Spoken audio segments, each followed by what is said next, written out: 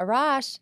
Jen. We're back. Podcast number 3. 3. High fives or high threes? No, that's really dumb. Who are we talking to today? Matthew Chang from Chang Robotics. He's a founder. That's incredible. I know. What are you excited to talk about with Matthew Chang of Chang Robotics? Well, since we did get a sneak peek with him on a very brief call, I'm very interested to hear about his founder story. Stop. Please Why? don't say founder's journey, story. Why? It just feels like you're saying, I'm excited to hear his elevator pitch. What's wrong with an elevator pitch? It's just a rehearsed story, and I'd like to hear Matthew unchained. Is that a good one? You stole my line. Was that your line? Oh, my God. I thought we said it was going to be my line. I said We're I too wanted to rehearsed. hear the unchained Chang. But then, no, that's not how that happened. Yes, it is. Anyway. I'm excited to talk about Matthew, with Matthew. Mm-hmm. I want to hear from everyone we talk to that's a founder, like from idea to creation. That step still for me is very confusing. How you have an idea of what they're going to do, Intimidating too. where the money comes from, and then Yeah. the launch. I still don't get it. And I really want to dig into the things that he might be most proud of and the things that he might not be so proud of. I think that's a great idea. Let's do it. Let's do it.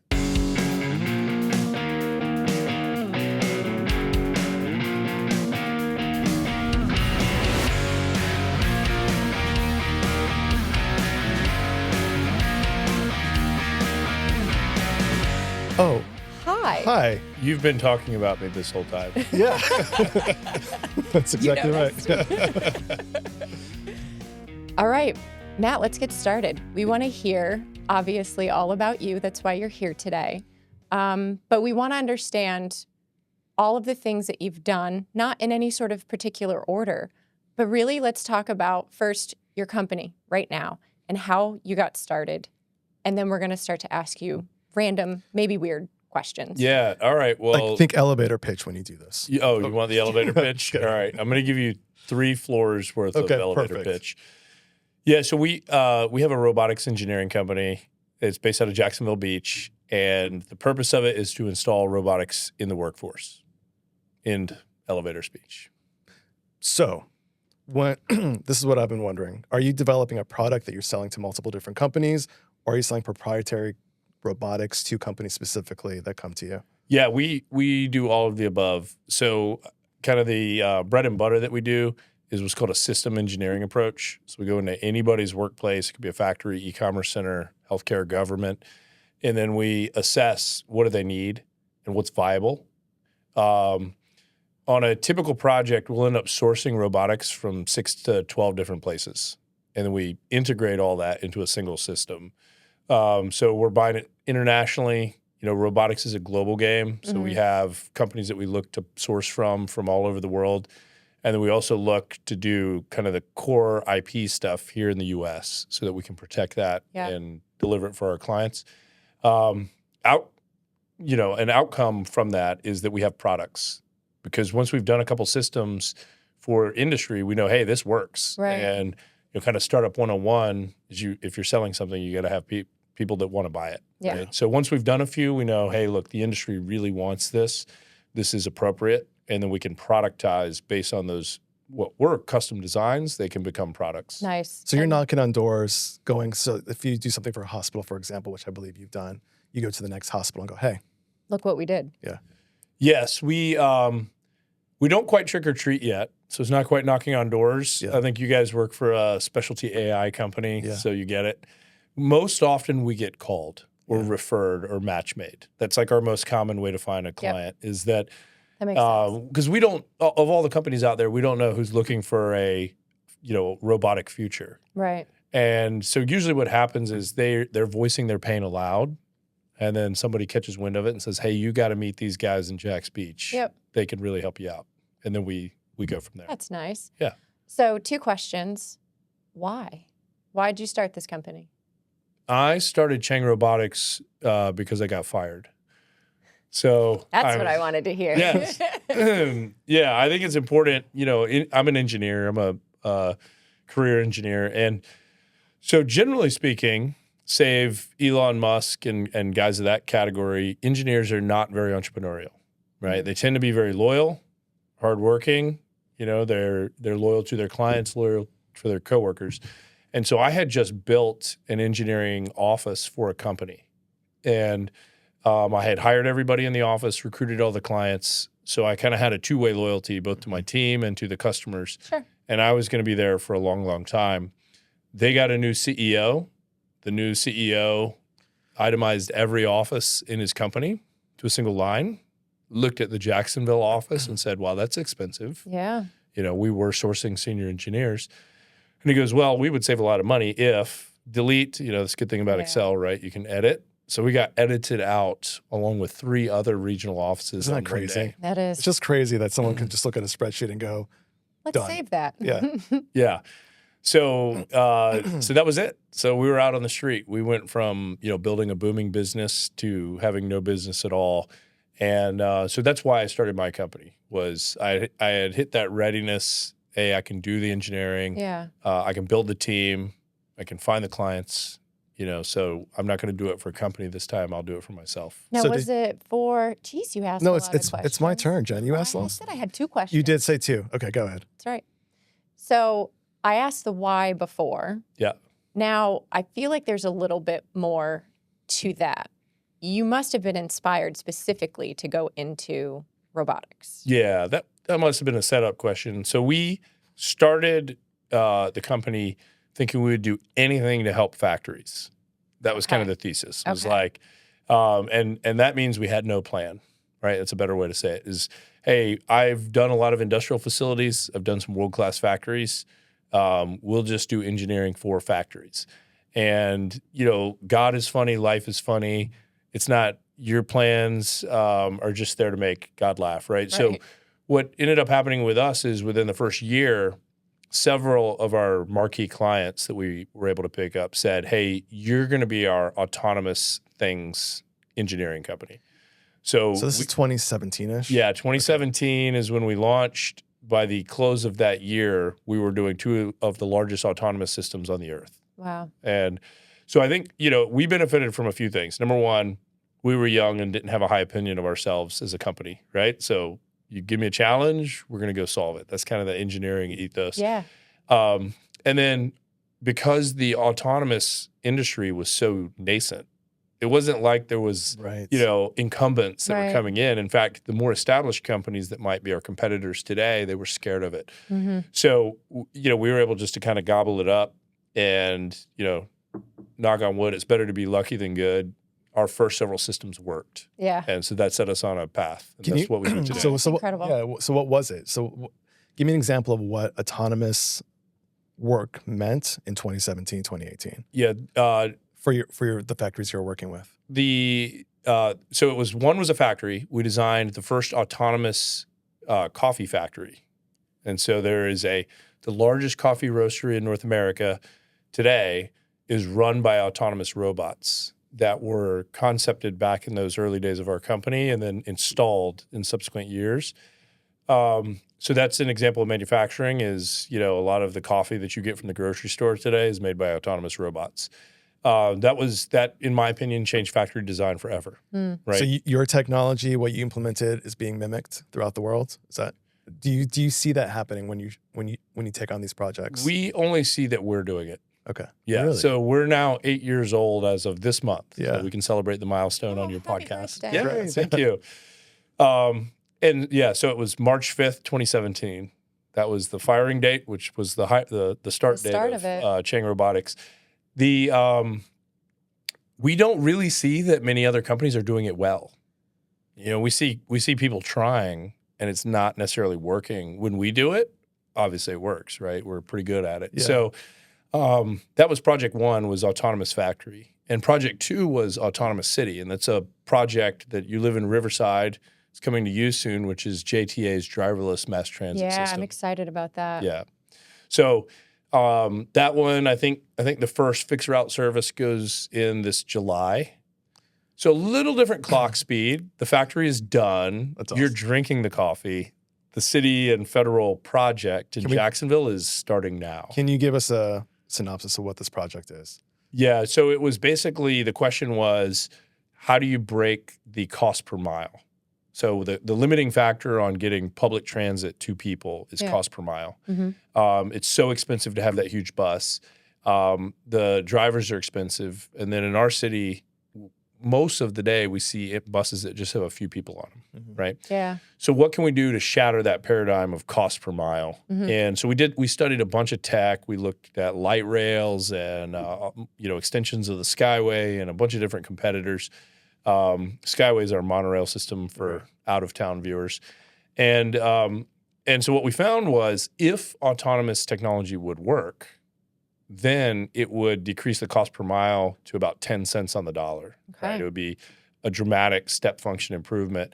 And so we set about a path to design that.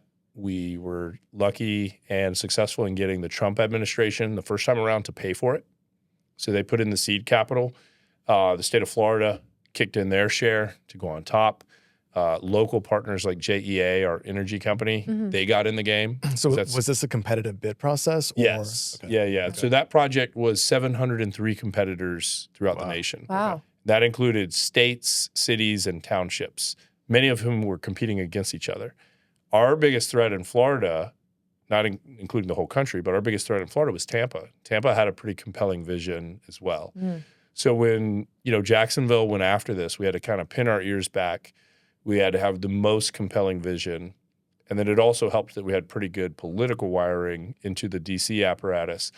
And so with those two pieces put together, we beat 703 cities. It's incredible. All right. I have to know then, you guys were more visionary than the rest. Yeah.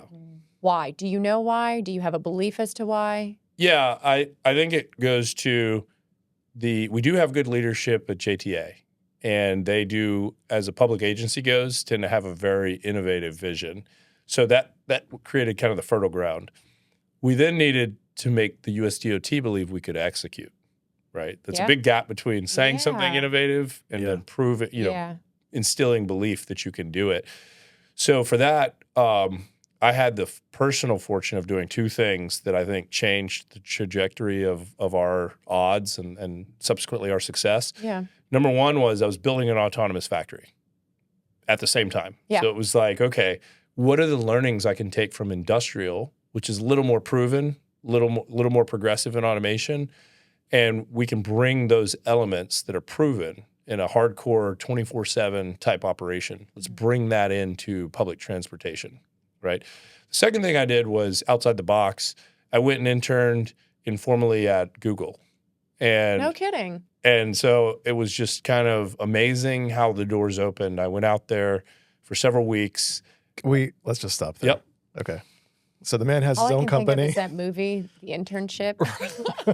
It is like that, by the way. I rode the silly colored bikes and ate the free lunch in the cafeteria, all that. So you It's had true. your own company. You're establishing this autonomous factory, and you're like, oh, I'm going to go do an internship at Google. Yeah. Yeah. Well, they had a lot to teach us. Yeah, right? no, and I now, appreciate it. From Yeah, that time yeah. until now, we'll remember that they launched a company called Waymo, Yeah. right? So Google was already pretty far down a path Right. of developing autonomous vehicles. And I think at the leadership level, their reasoning was, if we let this guy in and he does it for public transportation, it helps us Right. doing it for private taxi. Right. Yeah. And so if you have both sides of the government, the private car side and then the public transportation side, both trying to do this at the same time, it could only help them. I was going to say, you're helping each other. That's so right. let's not look at it as competition. Let's actually try to make this a better place. Yeah, and it worked. That's awesome. So I remember sitting, at the time it was Google X Labs, which is where they kind of create their next ideas from. And so it wasn't yet called Waymo. And they were talking so fast, I didn't know what any of the words meant. And I just filled I carry one of those moleskin notepads, and I filled the whole thing, just over the course of several weeks. And for the next year and a half, while I rolled out this vision in Jacksonville, I still remember going to that notepad, and remembering the things that Google engineers had studied for years Yeah. to come up with those solutions. And then I'm like, oh, we should should do sensor fusion. I'm smart. That's really fun. What is sensor fusion? All right, let's not get too deep. Yeah, right. Okay. I just said we need to do it. It says here sensor fusion. That's what I wrote down. Oh, so are you from Jacksonville? Did you have a connection to the out west area? Like, how did you make the leap and just go, ring, Google, I would like an internship, please? Yeah, it was because I went to Georgia Tech. So I'm Okay. from Charlotte, and then I went to Georgia Tech. And my classmates are absolutely the titans of Silicon Valley now. You know, so from that cohort, we graduated early 2000s. All about who you know. That it is. And that's right when, you know, tech was going through its next big boom. Yeah. And so I have classmates that have worked at all the big tech companies out there. And by now, we're all middle-aged. Gasp, right? Yeah. Isn't it shocking how you don't realize you're connected until you hit middle age? I mean, it's sad but true. You're like, oh, shit, I'm middle-aged, but I know people now, and I can just pick up a phone and get an internship at Google. All my connections are nurses for some reason. That's not a bad So I'm like, thing. hey, my kid is sick. Exactly. Yeah, I thought you maybe hurt yourself a lot. Is that Well, it? that does happen, but I'm not the one being interviewed here, so Oh, he finally realized the show is not about it's him. not about me. So what is the vision you have for Jacksonville? What is it that your company's actually going to implement? Yeah, so what we're doing here now is we're in the process of building ecosystem and community. You know, we view NLP Logics as a good partner in this. There's only a few of us out there trying to do it. You guys know that, right? And so as you go through your podcast, you know, series and you guys are successful, you're going to run out of innovators, you know, after you get to a certain number of podcasts, right? Right. And so I think there's just a few of us with the passion to actually make an ecosystem for tech innovation here in Jacksonville. And that's all it takes. Everything starts with a spark and with those early contributors. So what we're doing at my company is a couple things. Number one, we're planting a physical office in Jax Beach this year. I was late to this podcast because I was arguing with a contractor. Who won the argument? Well, it's our building. So he can be there or not be there, right? So there's no win or lose. That's a good answer. There's just let's do this Decisions work need to be together, made. right? Yeah, decisions. The thing you wrote down is the thing you will do, Yes. right? So, anyways, so we're doubling down on the physical presence. Number two was last year. You might have seen we installed a robot studio, a test lab at Jacksonville University. So that is becoming a big part of the curriculum there for students. They can be engaged with us as we're solving industry problems in their, on their campus. Yeah. And then it's big for us because we have amazing resources. I think we've just hired some students right out of JU to go work on our next gen robotics there because, Awesome. hey, you're right there. Yeah. It's pretty low cost too. Like just walk over here and do it, Right. from your student housing. So we're doing that. The other thing we've been doing for now 3 years is running the Jacksonville Venture Competition. Yeah, let's talk about that. Yeah. So what we want to see, and I think we all know this, to have a thriving tech community, we also have to have access to capital. Absolutely. Jacksonville, not known for access to capital, Right. Not a big part of our identity for tech companies. If I was doing a real estate project, the investor would be lined up out the door.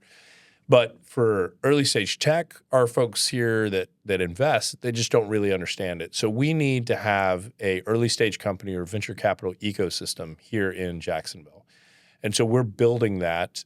The way we started was with the JVC, right? And doing this once a year conference where we could bring in funding companies, promote our startups. I'm biased. I think we have great startups in Jacksonville.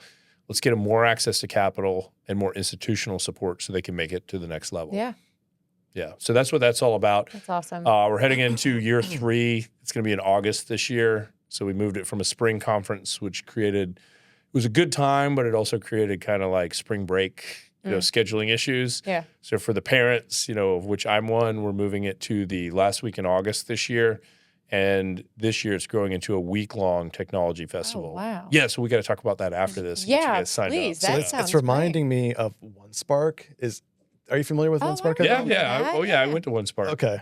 So you have a week long. In fact, yeah. the last year of OneSpark, when they had it at the Jaguars parking lot, if you remember that year. No, I didn't go that year. I think I did 1 year, and then we actually at JTA, that was our first autonomous bus route. Oh, no kidding. We actually drove from the Intuition Brewery to OneSpark. We drove our first autonomous vehicles back and forth as kind of like a demonstration. That's nice. Is that a real pathway now? Like, does this happen? That got torn down. Oh, that makes me sad. So all the road construction that happened over there, our so autonomous road is gone now. So, yeah. Then there's a lot of rabbit holes. I'm sorry. I feel like I'm creating them. I just need to know, are you going to get us the autonomous public transportation from the beach to San Marco, Riverside? I love these areas, but you know what it's like commuting from the beach to other areas in Jacksonville. Yeah, well, we don't, right, is the answer. We You just don't. we Yeah, you just have stay at that. the beach. You don't cross the ditch, you know? It's Yeah, a You guys little- are so snobby. So I can't speak for your JTA anymore. I haven't been there for a while now since we got this thing started. But what I can say is they are aggressively looking at expanding the downtown core to include Arash, your neighborhood, and Riverside and Springfield, and catching the whole surrounds of downtown. Awesome. So I think that's where it starts. great. Is prove that you can do it, and scale to the That makes neighborhoods. sense. Right. We have so many walkable areas near our downtown. Yes. We need to get people in and around those areas quickly and easily. Yep. So I think that's step one. Step two is they do have the option, once they own all these autonomous vehicle assets, I mean, you can just move them around. It is an autonomous car after all, right? Like that's kind of the point. So they can pick up and kind of do a lift and shift with some of their extra vehicles, and they can go do kind of regional displays. So I know they already did one at Mayo Clinic. There was they made the news moving around like COVID testing and things like that during that time. I know I have firsthand knowledge that they do have a plan for Jack's Beach. Okay. So I got to be careful on it could be classified information. I won't go farther. Okay. But yeah, with not too much notice. We'll cover the mics and you can tell us. That's right. That's right. Everybody cover your ears. That's how it works. They could get out to Jack's Beach and they could run seasonal service, let's say summer service when we have our festival season. Would make a lot of sense. Right? Wouldn't that be nice? And all the stores would love it. nice. All the citizens would love it. It'd just be a super cool thing. Yeah. And then in the winter, maybe you pack up and take them back downtown, So I can get on board with that. yeah. And they need them for football season anyways at that time. Right. So it's a win-win. So going back to this competition, and does this directly relate to the fund you've launched? Oh, okay. Yeah. So Are they hand in hand? they are one led to the next. So just like starting the engineering company made us an autonomous robotics company. We had to do one first and then the next came. Launching JVC was kind of that push I needed to really go headfirst into the funding ecosystem. And when I did that, and I realized how hard it was going to be to lure famous venture capital companies to Jacksonville and to get them to really set up a meaningful presence, not an in-token office with maybe a person, but a full service VC office in Jacksonville. At some point it just became, we got to do it ourselves, right? It's the next step. So that's what 2024 was for me, was the year of study. How do you do this? Yeah. Engineer brain, you have to kind of go head first and learn all about it. And then one thing I do that's a superpower is I just interview people. Not on podcasts, but I just call people and I find out, pick their brain. And so I probably did, close to 20 really high-end financiers before I made this decision to understand, what goes into it. Mm-hmm. And one of the things that's funny about venture capital, quick pause, you guys know what venture capital is, or do we need a quick refresh? I mean, give a quick refresh for people For our listening. listeners. Okay, so venture capital is basically companies that their job is to make investments in startups, right? And the startups can't be like a bakery or a frozen yogurt shop unless it was going to scale across the whole You country. need to scratch that idea off your list. Absolutely don't. The good thing about a bakery is you can just go talk to a bank.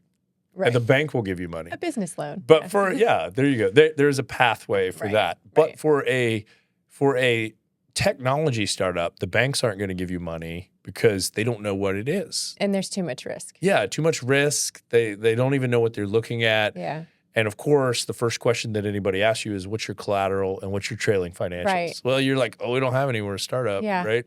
So those companies, to get access to capital, rely on venture capital.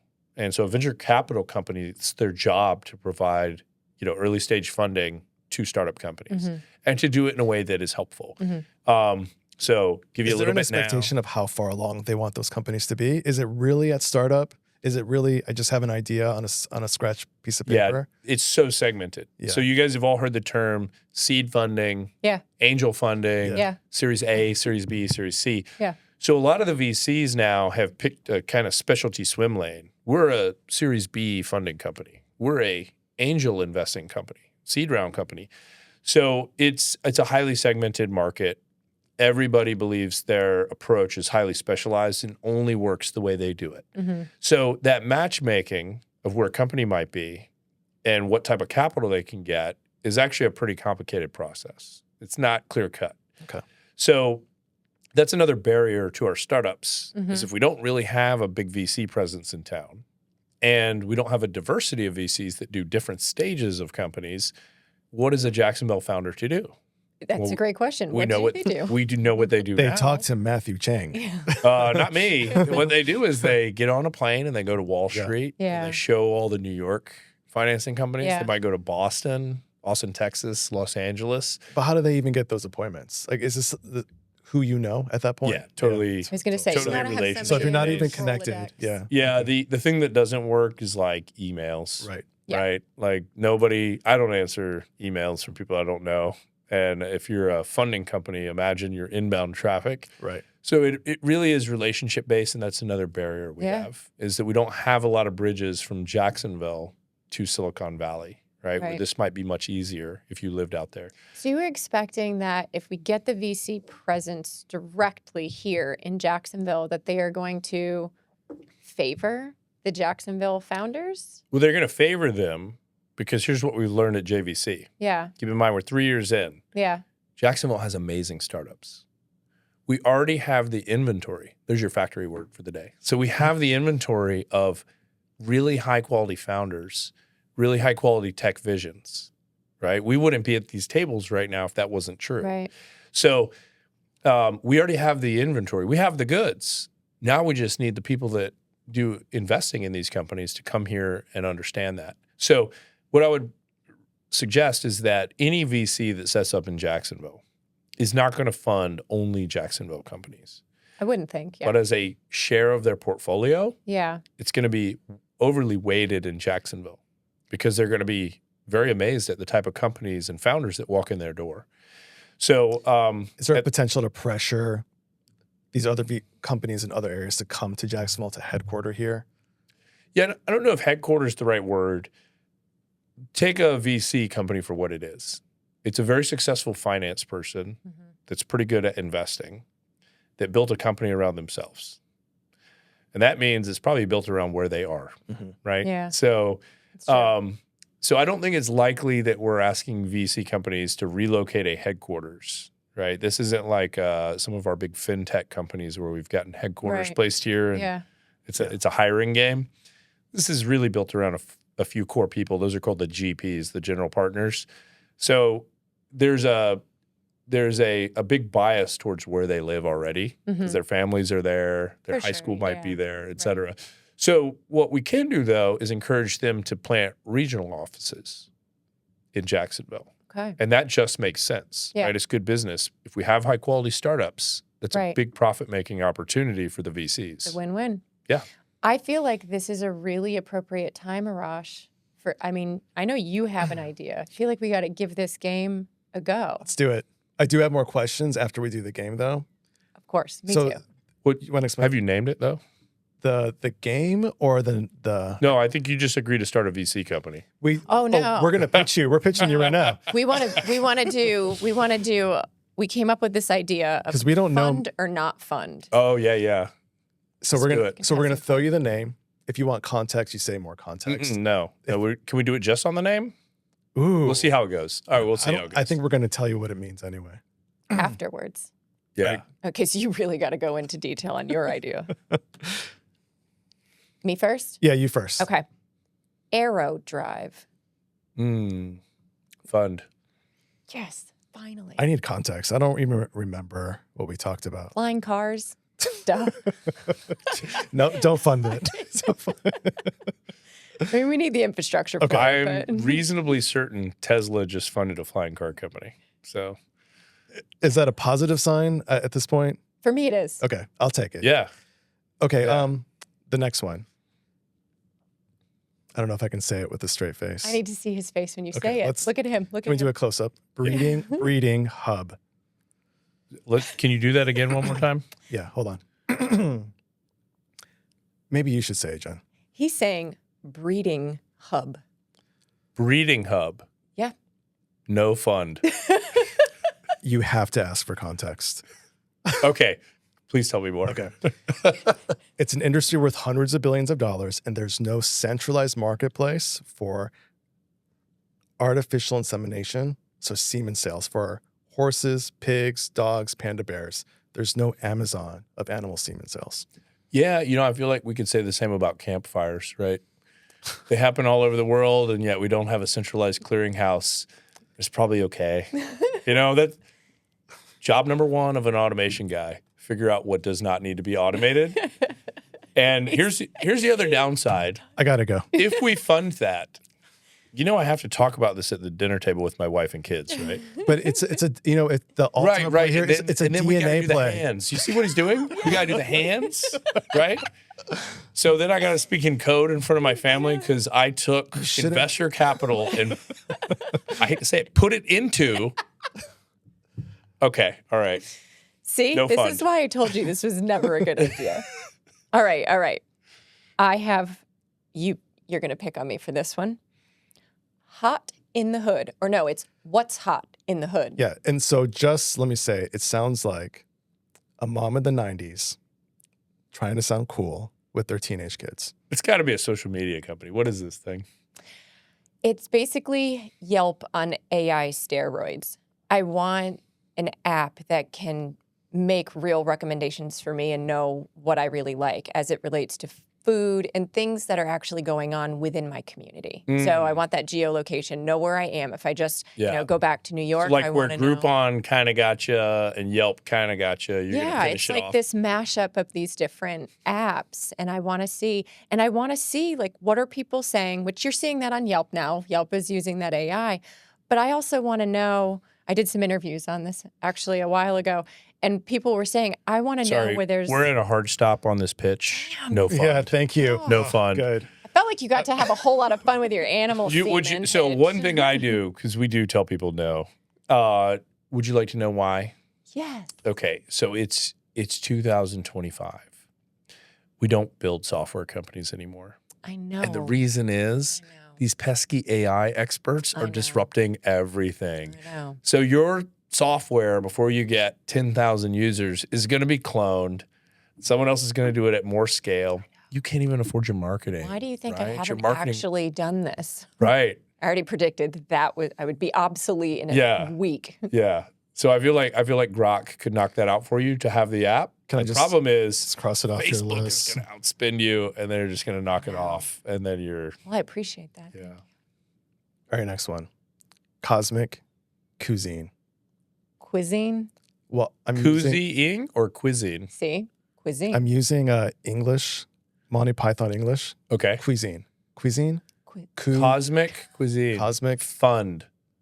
Interesting. Fun. How I don't much? even want to know. How much? Yeah, we're gonna. By the we're way, these are contracts we're making right now. right. Yeah. Okay. And I know we're being recorded. There's a transcript. Yeah. $1 million on the pre-money. Let's go. Okay. All right. Next. I don't Anyways, know you what want to that explain means, but- cosmic cuisine?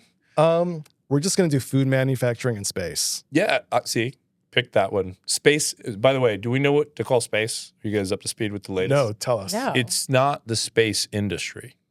It's the space economy. So it's so much bigger. And It we is have so to, much bigger. We have to do everything that we do here on Earth in space. It's the space economy. So yeah, we got to make food. And I'm not going to Mars unless I have Taco Tuesday. Let's be Done. clear. Okay. Right? Yeah, I'm in. We're value adding. See, we're already done. down the road All right, here. done. And I remember, feel so I had $1 million inferior. on the pre-money there. That's- so Oh. I don't know what it means to be on the free money, but Is that sounds before we're really generating good. money? Okay. Okay, I think Means I own you now. Yeah, perfect. he's okay. He's Yeah. pretty cheap. What's the next one? Okay. I could be an engineer. My names are so bad. Mm. The next one is flavor finder. Oh, God. I feel like that belongs with breeding. I know, I'm regretting my name choice. Yeah, I got to know more on that one. I want to be able to, with the scan of my phone, if it's taking a picture, hitting a button, I want to be able to inventory everything that's in my refrigerator, in my pantry, in my spice rack, and have it recommend what to make without having to go to the store. Because Ooh. today, the apps make you type every single ingredient in, and you still end up getting recipes where you're missing key ingredients. So you just kind of wave Just the phone wave around, your phone around in there. and then give me Some dinner ideas. Yeah, fund it. Yes. Interesting. You know why? That feels like a software play too. It does feel like a software It does. play, but there's two things you can do with it. Number one is if you knew some AI guys, right? You could get it done pretty I quick. might know a few. You might know somebody. And by the way, females in turtlenecks, totally the founder vibe. Thank you. I was Right? going But don't for they the get founder they get vibe. arrested though? We're talking about Elizabeth Holmes. The blonde ones get arrested. See? Ginger. Yeah. And then here's the other benefit. So you guys have seen these humanoids that are supposed to help you with house chores sometime in the Yeah, future. well, we're going to talk about Yeah, that. Yes, I go know, ahead. It's on All the right. list. So here's what I was pointing out to somebody. They go, "Oh, I can't wait to get one of these humanoids that's going to cook me dinner." I'm like, maybe. All right. Here's the problem with the humanoid. Let's say everything else works. Okay. Right? It walks around. It doesn't slip on a Hot Wheels car and fall down and break its little humanoid head on the tile floor. That sounds expensive. Dripping Right? oil on your tiles. Imagine how mad you'd be at your kids if they broke your humanoid. Yeah. Right. That was your Christmas gift. It's broken. So we can't even keep our phone screens from being cracked, right? How are we going to keep the No humanoid? kidding. Right? Think about it. So if they're going to cook you dinner, it has to know where everything is. Mm-hmm. And the last thing you want is to come home and find your humanoid rifling through your junk drawer, right? And getting like really obsessed with all those tangled cords you keep. You have one. Don't look at me like that. I have three. I'm just thinking, Yeah, like, right? would I need to hide things from my So- humanoid? So this is kind of crazy. Yeah. You would have to optimize and what's called index. That's another factory automation word. You'd have to index your kitchen so that the humanoid with reasonable I don't know. I mean, accuracy the knows where presumption everything is there's a presumption here that you don't need to index it. right. There is a point where they are in charge of that. Right. So let me help them you with to do this. that. Yeah. Would you guys like to see the thing I do to my engineers Yeah, when they say absolutely. stuff like that? Yes. Am I going to Okay. be a deer in headlights? You're just one of my engineers Okay. now, and All right. you have to start over on Okay. your design. So, can you do that? Do you lose things in your own kitchen? But I know how to look for them. Are you always successful in finding it? I have a wife who's very good at it. Oh, you automated that process I can call with for another assistance. human. Okay. Well, in that case, does your humanoid also get a finder humanoid that's way better at finding things? If you can't find it, your humanoid is not going to find it. Yeah, So if you sure. put the peppercorn out of place and then it's whipping up your breakfast eggs and the peppercorn's not there, one of two things. You either don't get the meal that it wanted, which would be nice if it finished the task, but more Yeah. than likely, it's going to give you an error message. And Be it like, I can't couldn't finish the continue. eggs because you bought the wrong You type ruined of butter. everything. Yep. Yep. I asked you for the type of butter I can process. It's not what you bought. And I couldn't find it. And then the pepper, I don't know what you did with it. It was behind the fish tank, it turns out. How to get there, we don't know. And all Right. of a sudden, it's like you're in a 25-year marriage with your humanoid. Yeah. I'm told- Yeah. So keep you're putting going to the be that peppercorns in you're the going to be wrong that place. homeowner that's like, don't touch it in the kitchen because if you Yeah. touch anything, then my humanoid faults out. Right. Right. So I do think we're a little ways off from that being reality for that reason. Right. We have babies in my house. Is the humanoid going to learn how to fold a baby onesie? Like, let's get real. Can anybody? Right. So that's the test on robotics. Can you do it? And if you have trouble doing it, the robot's not going to be able That's to do it. awesome. Did you learn anything from that? Yeah, I definitely am going to fight for a humanoid. But your app Yeah. is a industry link to that humanoid. Think of the extra Yeah. intelligence it gets when you take your mom hand and you wave it through the fridge and you find out what all the stuff in there is. You've just created valuable information going into your future housekeeping humanoid. We have to Your back chef. up. It's a cat mom hand. There are no little humans at my house, just saying. Oh, so the cat and the humanoid are going to love or hate each other. Look forward to seeing how that goes. Keep us posted. Next They're idea. special. Next idea. Okay. I think this is the real winner. VR cars. VR cars. Mhm. So we're driving presumably nice cars virtually. No. I was going to say, doesn't that exist? Your cars, autonomous cars, Huh? and now the entire car is virtual reality goggles because you don't need to drive. So you can have ongoing games within the cars. Every screen can be its own thing. So you are interacting with your world through these goggles. So it's the your cars. entertainment while you're driving on a long road trip. Right. So you can have, I don't want to say shooting games, but you could have shooting games through the cars where maybe you just, you're targeting. Does he do that a lot? Where he says he doesn't want to say it and then he just says it? Always. That's how anyways? I. That's how I Always. You're starting to mitigate. pick up on Yeah. Arash, aren't you? All right. But anyway, VR cars. So you can have like the entire car is a VR goggle. Yeah, fund that. Done. All right. So we got food. You guys have got a lot of companies funded here today. This is pretty So good. we got food. We got virtual done reality here. cars. We got flying cars, so we can go in business together. There's more conversation we would need to have. That's called an external partnership. Yeah. Rush. Perfect. So the funds. Have you funded anything yet? Yeah, yeah. So we did it in reverse order. So let's finish unpacking VC. I think Yeah. we did the basics already. So the typical way it works is the owners of the venture capital company, they go and raise capital from investors called LPs, limited partners. And the way they do that is they raise against a thesis. The thesis could be AI for the logistics industry. Okay. All right. So we're going to raise money called $100 million that we want to raise.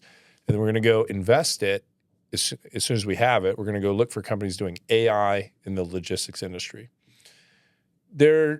It's good in that you start with the capital. It's bad in that when people give you the money, there is no inventory. There's no there yet. You have to go find companies.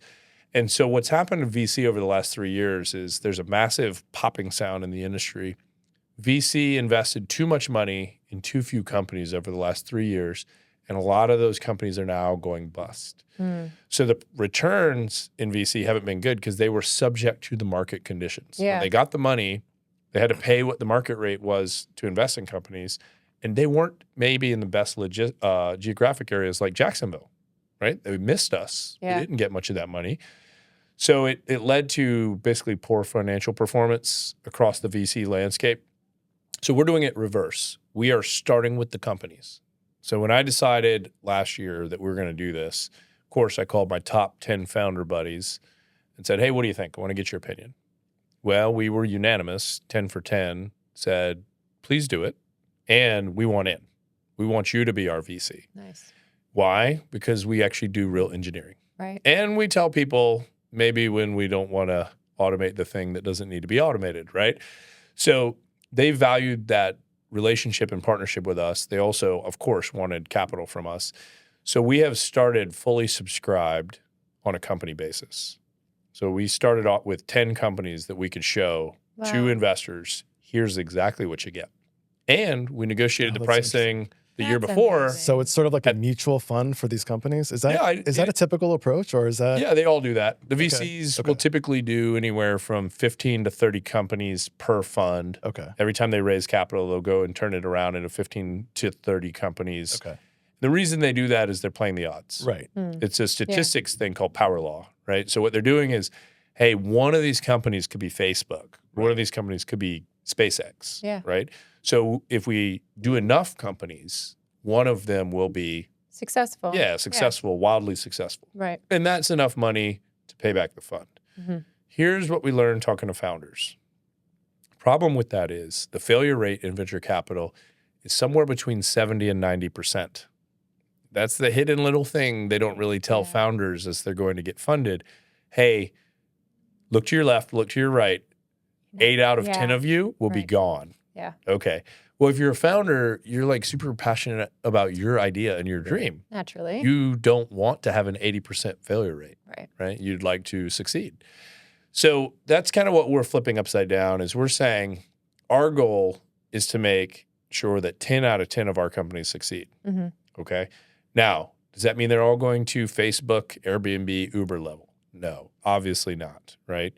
Could a success for them be a 3 or 5x growth on their company? That might be enough. Yeah. That their idea gets to change the world a little bit. Yeah. And that's good enough for us, right? Yeah. We are naturally, if that's the low end of the distribution, on the high end, we are going to have those 100x companies. Because the goal is 100x companies. Yeah. For most funds. Well, here's the challenge. Okay. The new Silicon Valley company is 10,000x. Jeez. Right? And they look at what did the first investors in Facebook get? Right? And those similar types of companies. Interesting. And those are 10,000x returns. It's just not repeatable. Yeah. Right? We're not cranking out that many companies like that per year in America, and it's very unusual. But it's 3 to 5. I don't know if that's a real number, but it's 3 to 5x a compelling. No, your typical VC would just bankrupt that company. They'd bankrupt them and get it off their plate. They don't want to deal with it, right? But for us, if we take that as the low end, and we say we're good with that, we're going to help them get to a 5 times when we met them. Then the founder's happy. There's no divorce happening in their marriages, which could also be a result. And then we're getting some of our money back, right? We're getting a nice, conventional return. That'd be a conventional return on our money. As we go up the distribution, we are going to have 30 times companies right there in the middle. And we're going to try to have a couple 100 times companies, right? Well, when you take the average with no zeros, see, that's the key is getting to no zeros. Yeah. Then that means our fund is going to be in the top performance nationally. Right. Because we've taken the zeros off the board. Yeah. Right. So that's our goal is to have our founders. What do you think that's going to do to Jacksonville? Well, so that's a great point. It's called recycled capital. That's the industry term for it. When a founder has an exit, and of course, it's a great day. Pay off the house. Yep. You got a tax problem. I love when people have tax problems. Right? Good for you. You have a tax problem. Right. You got a tax problem. You suddenly need a wealth manager, right? Oh, what do I do with this money? It's tough. You need an attorney? What sort of trust am I going to do, right? So when a founder has those types of problems, which are great problems to have, naturally they're going to reinvest a portion of those winnings locally, right? And that's called recycled capital. Yeah. So the more exited founders, the more successful founders we can have in Jacksonville, the more they're going to pour into with time and money the next founder they meet. Yeah. So it's a virtuous cycle. And when you look at any tech hub that is well capitalized, again, Boston, Austin, Silicon Valley, that's what's happened is the founders that have gone on to do great then find younger founders to mentor and pour into their companies, and it's a virtuous cycle. That's so exciting and inspirational. That's what we're... Did you know you were going to do this? Like, at what point did you say, I'm going to take my career to the ultimate level, and I'm going to make sure that I'm going to be providing opportunities for people to make their life? I think we started off with a principle in the company, and one of our slogans is give to give. So when I was a employee and I was going to senior leadership training, you guys can probably relate. And I was, on that kind of fast track inside of a company. I got trained on a book called Give to Get, which was like if as a business you give away, you can expect to get. Okay. And I was generally good with that theory. It's very closely aligned with servant leadership. Yeah. Right? Which we've all probably trained in. Yep. And I said, but it's missing something. Like if we're giving to get, we have an expectation of receiving every time we give somebody. I might give you thought leadership. I might give you a podcast appointment. There's a lot of things I can give you, but I need to get something. Right. And I said, that's kind of flawed. What if we live life doing give to give? Right. We just give because we are giving. Yeah. And so when we kind of adopted that as a way of doing business at our company, then we weren't expecting to get. We just know that, the universe is a big place. It's going to come back to you, right? Karma's real. Yeah. And if you're living in a certain way, it's going to come back to you. Absolutely. So that's absolutely been what's happened to us, right? Is that as we give away time, we are the primary funders and we put a lot of time, energy into the Jacksonville Venture Competition. We donate our time heavily to things like the Jacksonville Chamber of Commerce and the economic development, many other things. As we do this, it's going to come back to us, right? It's goodwill that we're planting in the world. Exactly. So that was kind of the theory. And I don't think we intended to start a VC. In fact, I personally tried everything I could not to.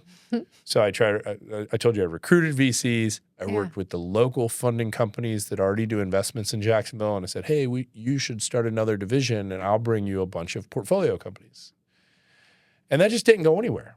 Nobody wanted to move and nobody wanted to change. And so we're the type, the problem sits around long enough, we'll just do it ourselves. And so that's where we are. We're just going to do it ourselves. That's exciting. Do you think it's changed how you lead people, by the way? Like going into this is obviously very different than being an engineer, managing an autonomous robotics company. How has this impacted? It's actually exactly the same. How so? Yeah. So a couple of things. Number one is Chang Robotics is already an angel investor into many startups. Okay. So the first thing we do when we meet a cool founder, let's get this awesome idea, and we're like clapping, we're like, we love it, just keep going. Some of your companies that we're going to support you on later, right? That you pitched here today. Yeah. The first thing we do is we offer to help. We give a lot of mentorship, time, guidance, resources, connections, those sort of things. And the next thing we do is we say, well, let us invest. And we'll write what we call a small check. So we're a $100,000 and under check company. And so we'll write them a check anywhere from $20,000 to $100,000, right? And we can go at the pace that we make profits, right? So the pace at which we can afford it is the pace that we go. When we met major investors and we started to assemble our venture capital company, and these guys are fund managers, investment bankers, like the high pedigree finance people. And they joined our team. They looked at our internal portfolio. And they went, you guys have no write-downs, meaning zeros. And we're like, yeah. Duh. Why would, You mean you do have zeros? Oh. and they're like, in this category, early stage companies, they're like, we get like 70, 80% zeros. Wow. I'm like, well, you guys suck at evaluating technology, right? Because we only pick winners, apparently. Right? Well, are you picking winners or is your approach promoting winning? We are picking winners, and here's why. Okay. When we see a technology, we immediately have an intuition on if it's going to work. And not just work in a general sense, but in a very applied sense. So the reason I championed the wave your phone around in the fridge, because it adds value to the humanoid, which is not going to work very well without help. Right. You're helping it. You're training it, right? AI training. Basically, yeah. So the reason I zoomed in on that is because we can picture exactly how things work in the real world. We install really high-end robotic systems in high-stakes environments for a living. And then after we do it, we put a performance guarantee on it. Say, hey, it's going to do 100 things per hour, every hour, forever. And then we put a warranty on it. So we're used to carrying the ultimate responsibility on if it works and how repeatably it works. So when we see tech, we're never like, oh, founder, your tech is so perfect. We're like, really good idea. We're going to need to work on that a little bit. And then we can picture what Fortune 500 company is probably going to buy it. Okay. Right? So we're not big into consumer products that go directly to your home because those are typically lower cost and that's not really our thing. But I can look at it and tell you if General Motors would like it, right? And so that's our lens is we know what has to happen to the technology to make it ready for industry, and we know who in the industry wants this. Yeah. And so because we have done that in the first 10 seconds with just the name, right? Then we're like, okay, this is worthy. Now, the additional diligence that we were not doing at Chang Robotics when we would invest is, the second filter, before I tell you the diligence, the second filter is the founder. All these founders I met face-to-face, we've had a meal, I can size them up immediately, right? Is this your Forbes 30 under 30 blonde lady in the tight turtleneck? Yeah. Or is it like a real person? Yeah. If it's a real person with a real dream, they're going to make it work, right? And so then we go to the financial diligence, which is what we've added at Chang Robotics Fund, our venture capital company, is I have these really high-end finance people. They go through and they look at equity and legal and IP rights and a lot of box checks that we need to do to protect our investors' money, right? And so by the end of it, excellent technical underwriting, good evaluation of the character and the drive of the founder, and then we do the financial checklist. And that's like a home loan, right? You go to do a home loan, there's a million steps, title, insurance, this, that, the other. So, well, I've heard 2 of the 3 sounds like there's an approach, a methodology, but the one about the founder is sort of like a gut check. Yeah, totally. I mean, you can tell if somebody gives you the icks. Yeah, I mean, maybe. It's like a 30-second test. Well, 2, it helps to be a founder, right? So of venture capitalists today, what % of them are actually successful founders? That you know what it's like to feel stupid in front of one of your first customers, right? That you know what it's like to overcome adversity, to hire the right people, to all the little things that make starting a business, we know the success odds, right? Most businesses don't make it at 5 years old. Right. Very few make it at 10 years old. Right. We know those laws that starting businesses is hard. Right. So when you sit with somebody that's doing it and you yourself have walked that journey, you can assess where they're at. And so are you only funding people who've done this before? no, I've done it before. That's the point. I get it. Right? Okay. So you're going based on your experience. You're not looking to fund people who are trying to get their second company up and running. Well, he's saying he's looking to see, can that person do that thing that you have done? Yeah. And I'd tell you the biggest character trait is humility. The founder that comes off is like ultra arrogant and is like, this is the greatest thing and we need all this money. This is going to be so valuable. Yeah. It's like, I can tell you went to MBA school. That's what I learned, right? Yeah. You went to MBA school. Good for you, right? We're going to talk about your MBA. Actually were going to talk about that Yeah, too, because we wanted to know what the MBA gets you these days. I have an opinion, but that's going, the though. humility is the biggest character trait. If that person is like very forthright that here's what I think we do well, here's what I think we could improve on, and here's what I have no idea what I'm doing, that's probably going to be a good partner with us. Yeah. Right? Because they're going to listen and they want help and they're honest. Right. So you want to go to MBAs? Yeah, because you launched your company as you were as I got an MBA. Okay. Yes. Right? Yep. So March 5th, yeah. 2017, that was D-Day. That was firing day at old company, launch of Chang Robotics. That meant graduation wasn't until like April 30th. So I had like roughly 6 weeks to go from being Jacksonville University's worst executive master's student to the best, right? It's like suddenly I had time. And when I started my MBA, it was being paid for by my company. And I was on the road. Did they leave you high and dry then? No. Okay. No, it was fine. Okay. They honored their commitment, which was they said they'd pay for an MBA, and they did. Very so nice. yeah, credit to them. Yeah. And so, I was on the road probably 46 weeks a year during that launch. So my team would be like, "Hey, let's meet on Tuesday." Well, I'm in Minneapolis. Well, maybe we can meet on Thursday. Well, I'll be in Detroit, right? So I was on the road every week. Not a great student. And then for the last 6 weeks, we had our senior capstone. So is your company your senior capstone? The Jacksonville business model was our senior capstone. Our senior capstone was, you guys know what a P3 project is? No. Public-private partnership. Okay. We bring private technology and capital and public domain, Okay. and you blend them together, then you can end up with really special projects. So let's think about what type of P3 projects the city has going on now. So we did the kind of foundational research on why that should be the business model of Jacksonville City going forward. I don't know, maybe like an NFL stadium of the future where you have the private sector need of this high-end facility, but you have the public domain of the city owns the stadium, right? How those could go together. What are some other crazy ideas that would never work? Like I don't know, autonomous mass transit system, right? Where you need crazy private sector technology and you have public sector that owns the roadways. Yeah. Right? So those are examples of fusions of this P3 business model. That was our senior capstone. That's awesome. Yeah.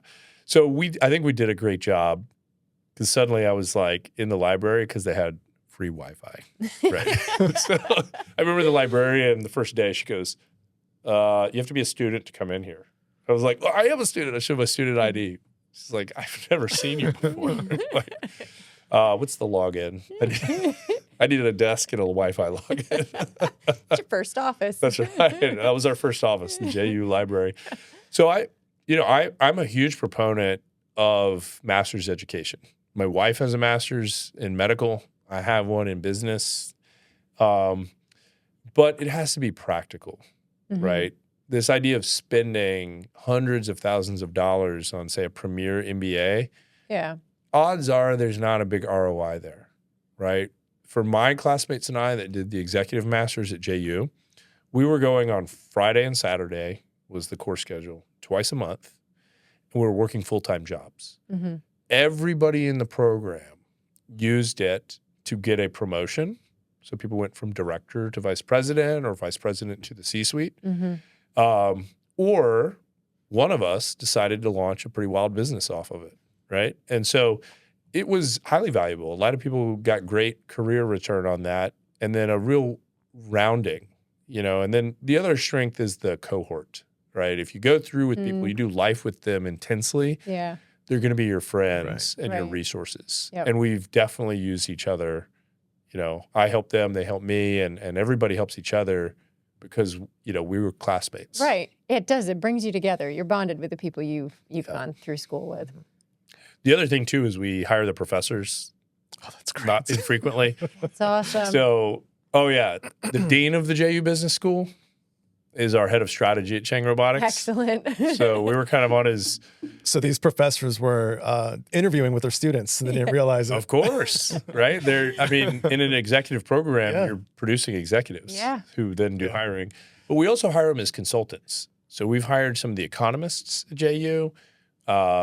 We've worked closely with the engineering professors. I mentioned we're hiring the interns out of the engineering school. Yeah. So it's a very collaborative environment. And those professors, the ones that they gave to us, were just the cream of the crop. Yeah. And the professors knew, like, hey, if this student has a question on marketing strategy, they're going to call me. And we do. That's great. We've used them for a lot of that is great. I want to touch on one more thing before we go. It's jumping back. I want to talk about the philosophical, maybe existential conversations you have or do not have regarding robotics in our present day world or what's coming. Yeah. And ethics, I'm assuming that's where you're going. I guess ethics too. Yeah, that too. Well, okay, let me start with, we have an engineering company. That's how we identify as an engineering company. Because if we start everything with engineering, then we're starting kind of on the right foot. So we have an engineering company that's based on a biblical worldview, all right? And it's on the website. It's not something we mask. It is our identity. So, okay, how do we marry engineering with biblical principles? So that's the first thing we wrestle with. It's Noah's Ark, I think. Great example of a startup. No one thought that was going to work.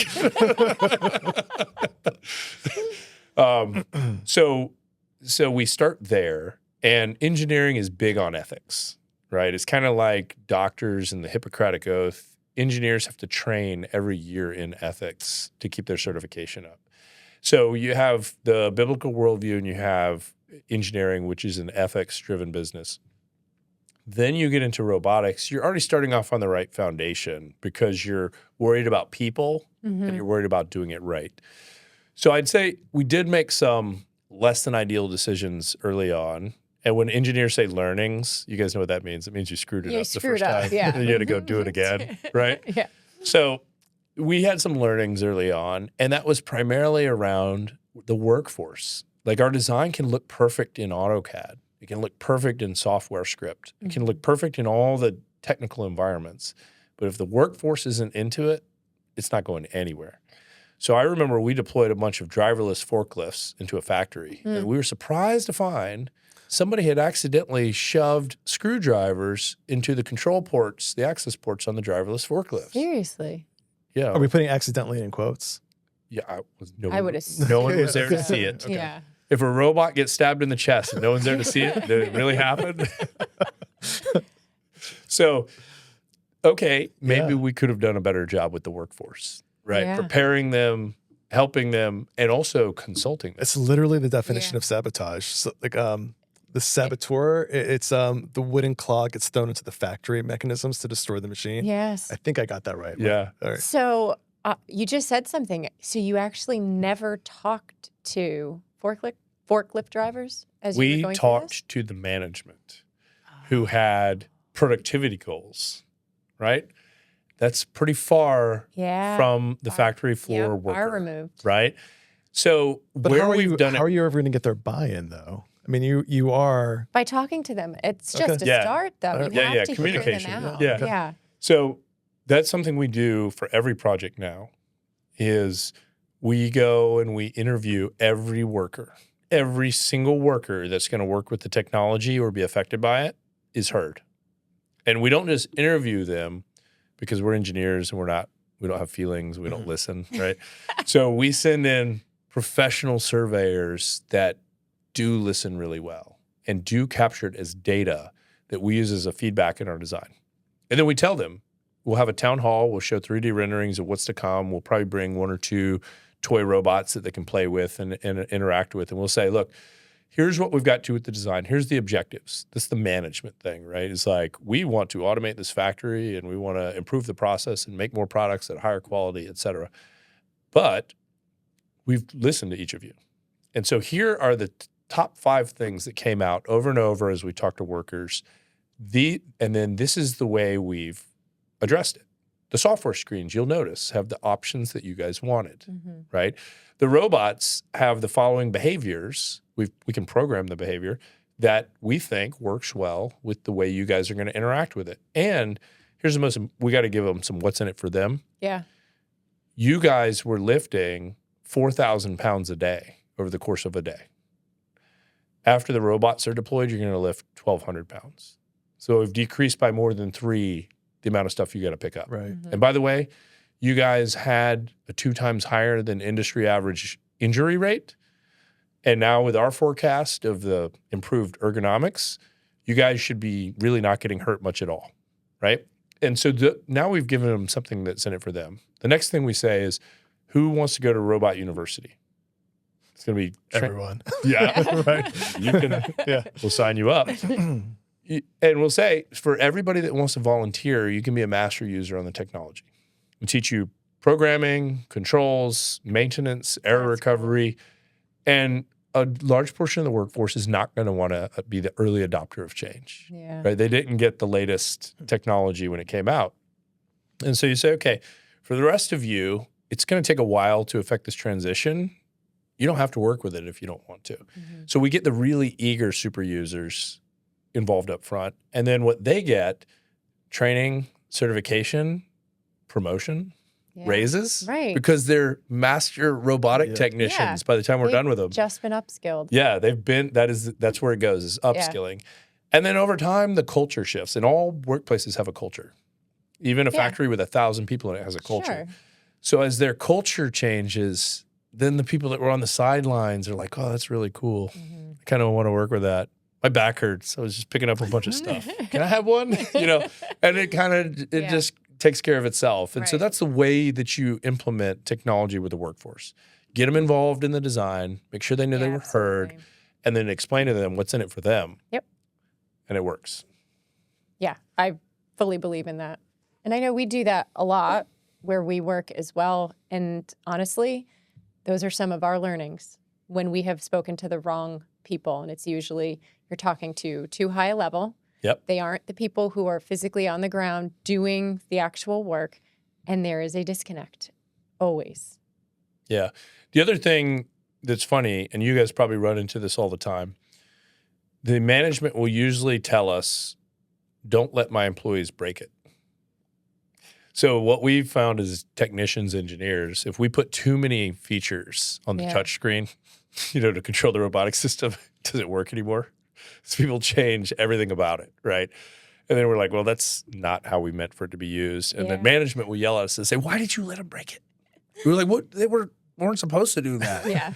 So we've also learned to simplify it. People want to have control over a few options, right? But they don't need to have control over 100 back-end things that were critical to the automation. Yeah. So now we don't do that anymore. We just, all right, here's the 6 things you have control over. Keep it simple. And there's 2 buttons on here you can do, but you need manager approval because, you should only be doing that if people know about it. Yeah. So that's also part of it is keep it simple so that people aren't intimidated by the tech. Sure. And they push too many buttons. And then it's like, okay, well, I have control and I love the automation. I can be a champion of this. Yeah. Wow. I think it's time. I know. That was really good. I could keep going. Absolutely. Could keep going. But I think they're going to kick us out of the podcast Yeah, I'm studio. looking at the producer over there, and he just did a cough I know. and I was looked at like, me. guys, wrap it up. What did you find most interesting? We're doing the outro. We're doing the outro should we say now. bye first and then awkwardly move away from him like he's not here again? Matt, thanks for Hey, joining we us. really appreciated this. Genuinely. Yes, no, I'm seriously, happy to this be is a lot of here. fun. Yeah. Yeah, you Now guys are we're- onto something. We're Thanks. going to continue to talk like you're not here. Yep. Don't I'm mind going us. away. Okay. Jen, how'd you feel about that conversation? Really inspired, actually. It's given me a lot of hope because I think, in the era in which we have grown up and we're still growing up, technology has always been this promise to be incredible and mind-blowing. There's always, I always say flying cars. I get that. But it's like, it's one of those things that's so pie in the sky and it seems so impossible. But now it's starting to feel like it could be really real. So it's given me a lot of excitement. And I am also really hopeful that I'll finally be able to have public transportation from the beach and get to other areas of Jacksonville, hopefully within the next few years. What about you? Well, what I got out of it was $1 million pre-money, I believe. Oh, I can't forget about that. Yeah. So let's make sure we got that. Yeah. I really appreciate the thoughtfulness of what I heard from Matthew Chang about how he approaches issues. And so Yeah. I'm wondering, what is the engineering philosophy that I should go read about and apply to my everyday life? Because it seems like there's a grounding there where they go towards the foundation first. Yeah. Like what's the thing that we need to build to uphold the thing that we're building? Yeah.